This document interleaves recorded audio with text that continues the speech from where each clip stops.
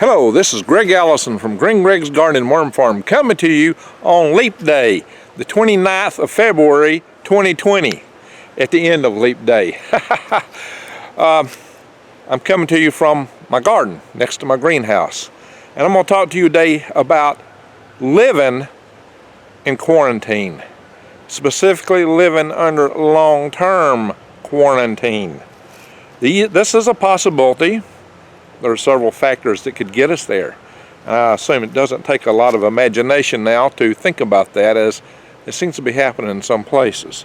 So there are prospects for living under long-term quarantine. How do you do it? What do you do? How do you manage yourself if you're living under long-term quarantine? Well, we all know it's going to be hard to get out and about. We all know it's going to be hard to buy things. We all expect shelves will be bare. And if you're in quarantine, how do you even get there? See? So you might be able to get out and about on occasion, but it's going to be tough. It's going to be hard. Getting things is going to be tough. It's going to be hard. Of course, we all know to buy stuff. We all know to prep.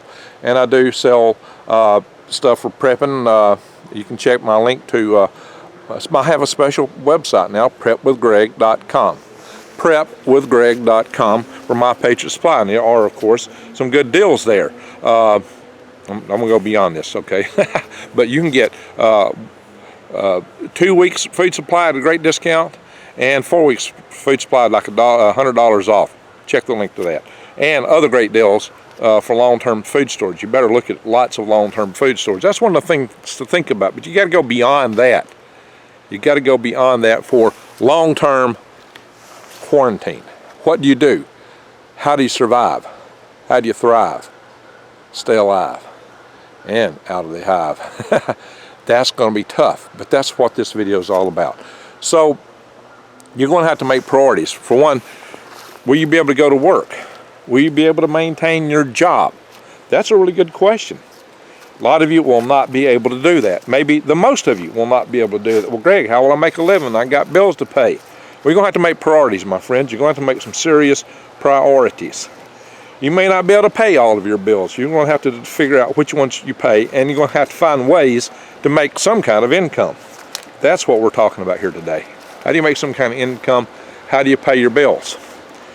So you can, if it were me in that situation, probably the first thing to go would be the credit card bills, because what do they give you? You've got to pay your house payment if you want a place to stay. You've got to pay your utilities. If you had to pick between the two, you'd probably, maybe, pick your utilities. I don't know, if you're in an apartment and you don't pay your rent, you're probably going to get booted out. The thing is, at this point, in a situation like that, a lot of people are going to be in exactly the same place that you're going to be, not making payments on their house, not making payments on their apartments. How many people are going to boot out at once? I don't know. Can't say. Maybe the government will have a holiday for payments, but how do the people that own these properties then manage? How do the banks manage? See, there is the dilemma. We may remember in 2008, President George W. Bush gave $700 billion to the banks.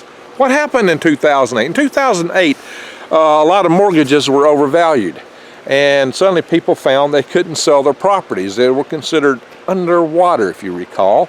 And those underwater properties, mortgages, people just started walking away from them. They just quit paying them. They just left. And that caused a big financial crisis. The banks were suddenly caught holding all these assets were overvalued, and they weren't getting the income, and things started collapsing like a house of cards. Well, we can see a similar situation in a long-term quarantine, because again, you're going to have mortgages aren't getting paid, rent's not going to be getting paid, credit cards aren't going to be getting paid. You're going to have a major banking crisis. But the crisis starts with individuals. Why weren't they helping the individuals instead? Why did they go straight to the banks? Well, I may tell you who owns this country, who controls it, because people were calling the hotlines in Washington, D.C., burning them up, and everybody, over 100 to 1, were screaming, do not, under any circumstance, go along with the bank bailout. Yet every single swinging member of Congress, as maybe Ron Paul, voted for it. So what kind of democracy do we really live in, my friends?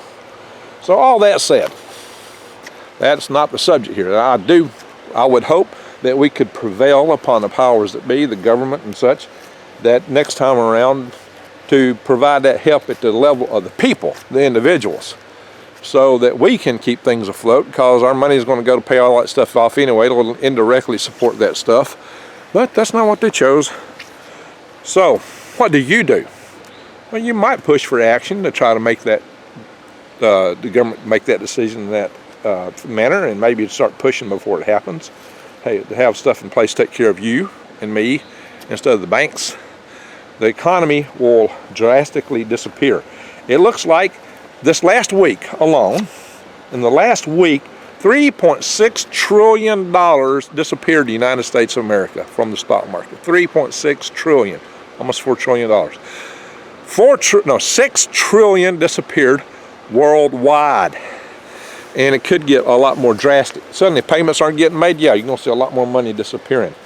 So it kind of invokes the notion of Ben Bernanke's helicopter money. Maybe it makes sense. I would certainly rather them give it straight to the people that need it than to the banks. Theoretically, the banks will need it too, but then they made a lot of decisions, right? So let's see how that plays out. But if you want to push for it, now's the time to start, my friends. Now is the time to angle, talk to your representatives, and see what you can get going. I am not in favor typically of helicopter money and bailouts and all that kind of stuff, but I'd rather see it go to the people than straight to the banks. That's just my humble opinion, and that's what it is. But then again, what do? How do you survive? That's the real subject of this video. Pardon me for digressing. So like I said, you're going to have to make priorities of what you pay, in addition to having prep before time. Not now is the time to prep. If you're not prepped, do it, and do it now. Do not delay. Now, having said all that, how do you make a living under those circumstances? Well, there's a lot of things you could choose. Here's the truth. A lot of stores are going to be barren. People may not be able to get to stores. So can you do something from your home that can be delivered? Can you make something? Do you have a service to offer? Do you have a product to offer? Can you make something? What are people going to need? Everyday supplies. Laundry detergent. Soap. Food.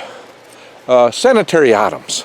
Napkins. I mean, can you make some of these things? I have a friend who is telling me that she's going to make sanitary napkins and diapers and things like that. And, you know, I don't think you'll cut into her market because there's a huge market for that. A lot of people could do that. She's got the supplies. She's ready to go and start into that. I sell worms. And I could sell garlic. I could literally mail the garlic out. See that, my friends?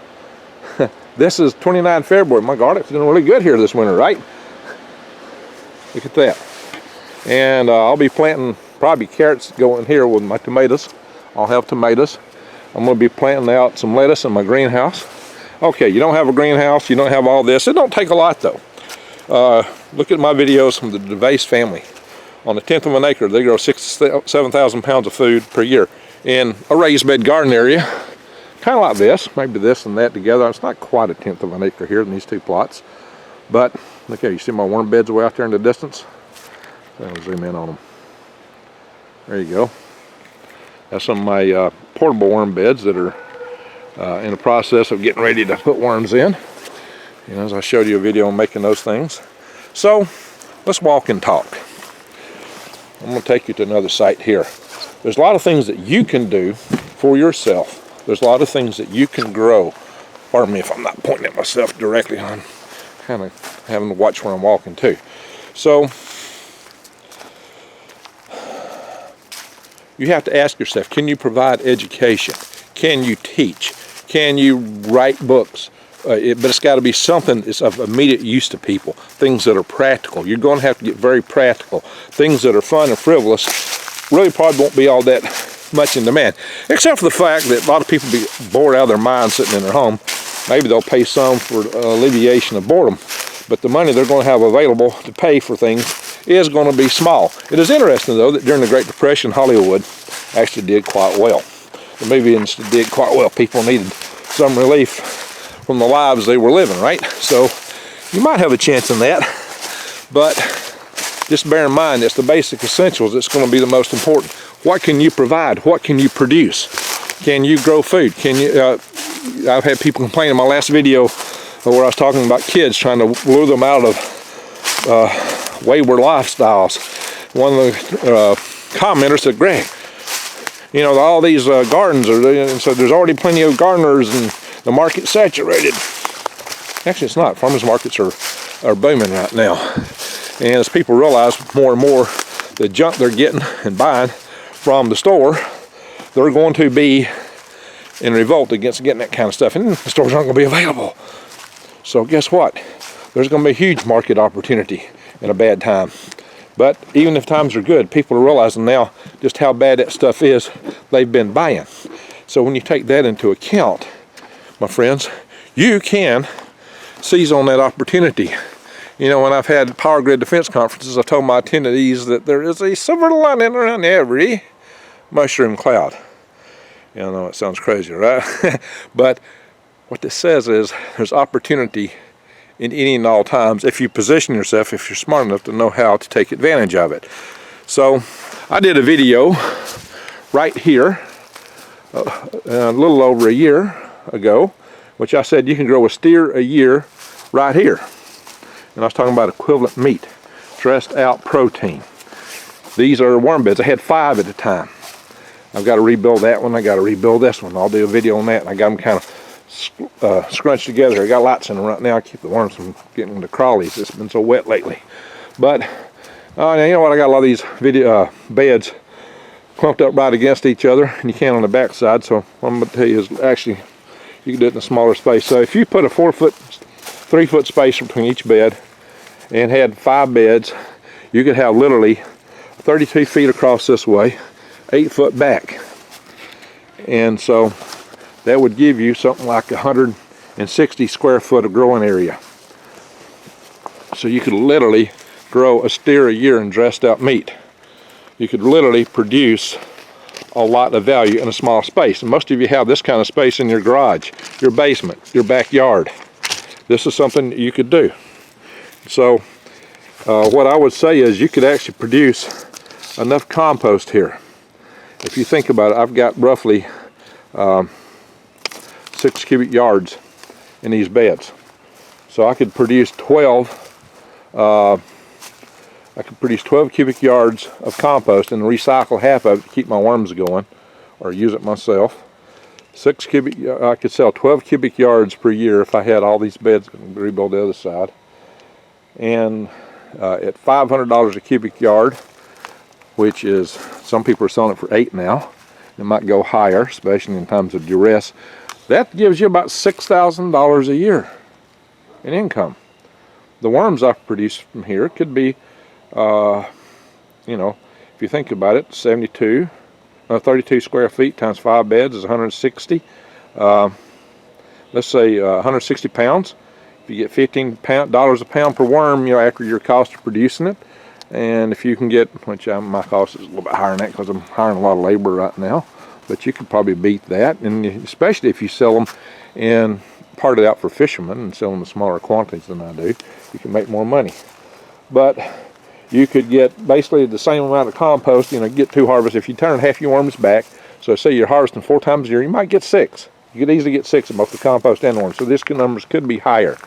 But what I'm saying is you could get out of this area enough worms to be about $4,800 a year, or $10,800, you know, if you're doing everything right. So you could literally produce over $10,000 a year in a space of less than 8 by 32 feet. And I imagine most of you could triple or quadruple this in your backyards, or you could grow worms, because in times of duress and stress, people are going to want to grow their gardens. You could also sell cuttings to help people plant. You could help people grow their gardens. If you did that kind of thing, you could make a good living. Greg, I don't have any space to put that. Well, I've showed you how to grow microgreens in your house, but you also got to grow your own food. You know, I've talked to you about storage, and I mentioned I've got prepwithgreg.com, but you also can grow your own. I got links to True Leaf Market below, so you can get your own seeds. Oh yeah, if you want worms, greengregs.com. You know, I can sell you the worms to get you started. So, and back to the garden thing. The Dervaes family makes a living. It supported, when the dad was alive, 4 adults. They grew their food and fed 4 adults from their backyard in Pasadena, California. There are people, there's a guy in Baltimore who sells $100,000 worth of microgreens a year from a bedroom. So these things can be done. And you so Greg, there's all these people. If I hear so many excuses. You know what my dad used to tell me? He said, can't, never, could do anything. Or he might say, can't, never, could do nothing. That means if you're always negative, you're never going to get anywhere. You got to try. You got to go out there and try. That's what we're talking about. And yeah, my dad's still alive. He still lives by himself. He'll be 99 in April. So he's an independent sort of guy. And I love that. He's strong and independent. So you can be too. And you can be in the worst of times. You can survive, thrive, and stay out of the hive. That is the proposition of this channel. That's what we're talking about here. And that's why I'm telling you these things. You can grow your own food, indoors and outdoors. And you're going to need to be able to do that because you're going to need to be able to stay healthy. You're going to have to keep your immune system up. Keeping up your immune system is critical in bad times. So you can do that. You can also sell, make a living. You may not make as much money. Like I said, you may have to prioritize. You may not be able to pay some things. And it might be your credit cards. I'm not telling you not to pay your credit cards. I'm not telling you not to make a house payment. What I am telling you is you'll have to prioritize. And other people would be prioritizing. Because of these prioritizations, you can expect a depressionary pressure in an extended period of quarantine. Now, after a while, any government that's quarantining the heck out of its country is also squeezing its economy to death and also cutting their own revenue, so they're going to try to send people back to work in some fashion. But they may be balancing between people working and whatever the causes of the quarantine were still being in place. So it could be catastrophic either way. So there's got to be a balancing act they're going to play in a time like that. So, you know, it's hard to say what's exactly going to come, my friends, but I tell you, and here's some in-ground worm beds. So have this thing zoomed in now. There's more plywood beds. You can see some of my SLED beds out here, and and a tractor that's buried back over there. Yeah, I have a guy working for me. He buried my tractor, but that's all right. I might have done it if he hadn't, because it's flat wet. This ground is really saturated. We've been getting so much galactic ray induced cloud nucleation from our solar minimum that this place is just wet. I gotta get this thing out of here. We will. But that's the downside of pulling things in the woods when it's so wet. Anyway, my SLED bed, worm beds, my friends. Hey, 2 of these is a cubic yard. 2 of them. That's 32 pounds. Actually, they're each about 14 square foot, so you can figure almost 28 pounds of harvest out of 2 of these. Take 1 tote and cut it in half. Worth the math, $500 for a cubic yard of compost. Figure you're recycling half the worms and half the compost every year just to keep it running. Keep the eggs and the worms to restart it. And the worms double every 2 to 3 months. So if you take the long term, you get to keep at least, you get to sell 2 harvests out of each one. If you're doing really good, like I did my first year here, when my worms were doubling every 2 months, then you could get 6 harvests a year. And that would give you, well, you could actually you could sell 3 of them, so you could get more money. I'm building more worm beds back here, rebuilding beds. You can see I got stuff drying. This is, but with the water level is so high that I'm gonna have to pile the compost in these like 2 foot above, or a foot above the ground level, just to keep the worms dry. And that's what we got in this one. But you can see my operation in construction here. I'll cover this more in future videos. Now let me walk out here in the light, because I know you're seeing me in the dark now. And it's probably not a lot of fun, but I show you these things to tell you there are ways to make a living. I'm telling you what I do. It's raising worms and selling from the garden, and I'm starting to specialize more in medicinal type gardening. So one thing to think about, here's one good suggestion for you. Herbs, medicinal herbs. Oregano. Don't just sell the oregano, distill it and make oil of oregano. Oil of oregano is antibacterial, antiviral. My friends, there could be a big demand for that in the near term future. Imagine that, something that's antibacterial and antiviral. If you got room to do things like this, by all means do it. If you got room to build solar systems, by all means do it. We cover more of that in the future. I'll be covering trellis, and I'll be covering growing tomatoes. So the main thing I cover in my channel is how you can survive, thrive, and stay out of the hive. But more than that, we're building a community here. My subscribers are like a family. You can join my family if you believe in what I have to say here. So what I'm saying is that we have a path forward to the future. What I am saying is that we're going to strive to survive. And I am right now taking steps to set up communities. You need a community to survive. You need a tribe to survive. And I'm just starting to take those steps to organizing that kind of stuff. And I could probably use some help from a few of you along that line. If you're interested in joining the tribe, send an email to me. In the subject line, say tribe. Send it to HAL5 space SPACE. It's HAL5 space HAL5 SPACE. It's an email address I used to use at AOL.com. And we'll start building this. I got to get somebody else to help me organize some of these things. I am so busy right now, it's crazy because I got to do taxes. We got planting coming up. This is the peak worm season, so I'm a busy puppy, and I've been working crazy hours at work. Friday I was there over 12 hours. So I'm a busy puppy. But busy peepers. You know my peepers? So here's what I got to say. Please take care of yourself and your family. And if you trust what I have to say, if you trust me, if you believe what I'm talking about, join me. Subscribe to my channel. And let's move forward. Let's build these communities. Let's have a community, a movement. We get out here and we do things. You know, there's a lot of channels that just talk to you.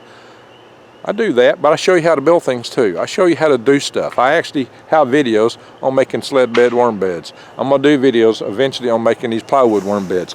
I do videos to show you how to grow microgreens. I did videos on how to prepare garden beds, how to plant them out, how to work them.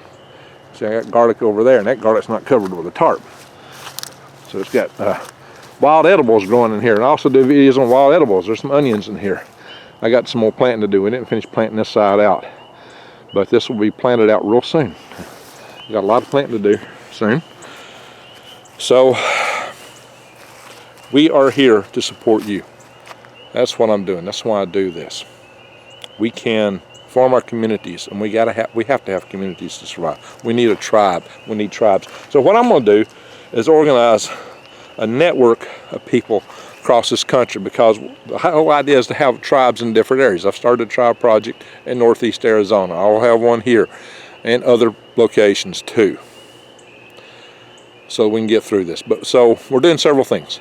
I'm showing you how to live off the land, all edibles.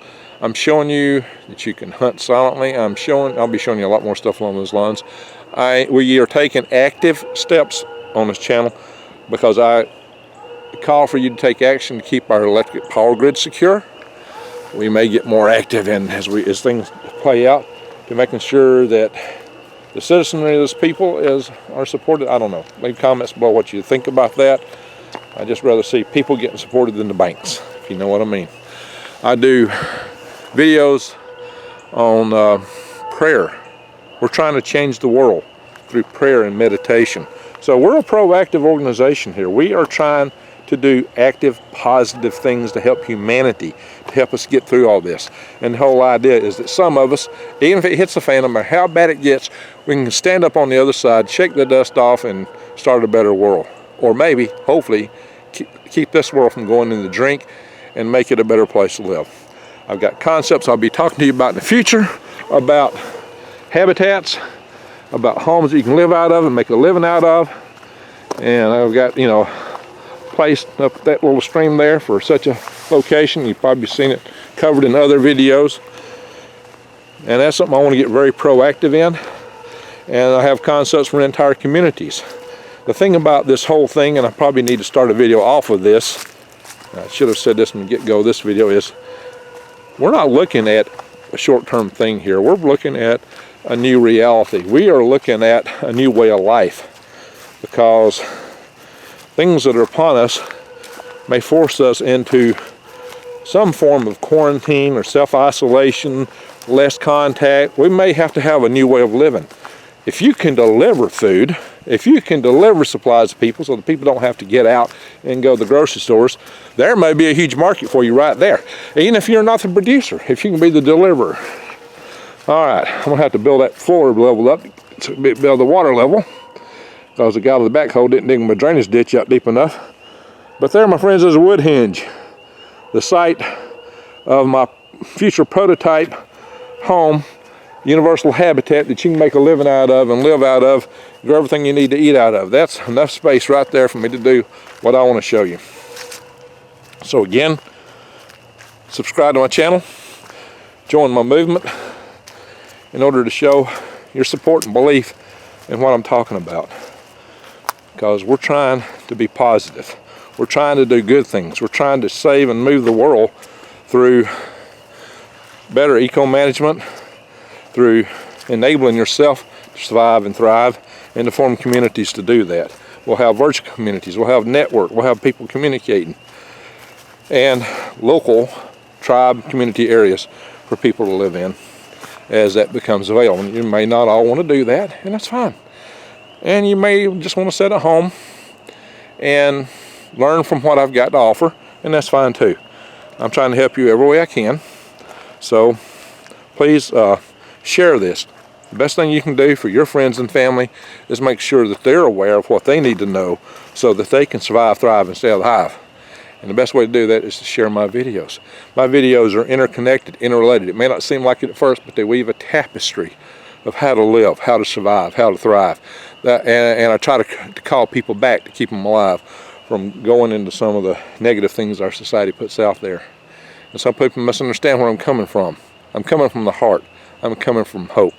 And that's what we want to spread, is hope. Camaraderie ship. Working together. And hearing peeper frogs. So my friends, I beat on enough today. I'll be doing a video. I just got a package in from my Patriot Supply. I'll be doing a video on that soon. I got a backpack I'm going to do a video on soon. We'll talk about bugging out. We'll do probably quite a few videos on bug in and bug out topics. And I'll probably come back to this topic because I really should have started this out talking about how this is a new way of life. Maybe that's what I'll do in the next time I visit this topic, and I'll take it from a different angle and drive it a little deeper. So I'm sure you got a lot of questions. This last week's been tough for me to respond to the questions, a lot more so than normal, because I've been working crazy hours at work. Like I said, I was at work yesterday over 12 hours. And you may have seen the previous video I did at 3 o'clock in the morning. Well, this one I'm doing at sunset, and it's getting dark. But it's a good time to be out here because my peepers are singing to us. We're getting serenaded. So, again, check out my links, support my channel, subscribe, click the update notification bell, and join with us to move forward to keep our society in a thriving, better place than what it might go into otherwise. Because I really think if we think together, if we do system thinking, there are concepts that can get us through all of this. There are concepts for how to live that can move humanity as a whole into a far better location, a far better, more prosperous future in which we live in harmony with the planet and are able to live at a really good standard of living. Absolutely know that's possible, and I'll be showing you that. So thank you for watching.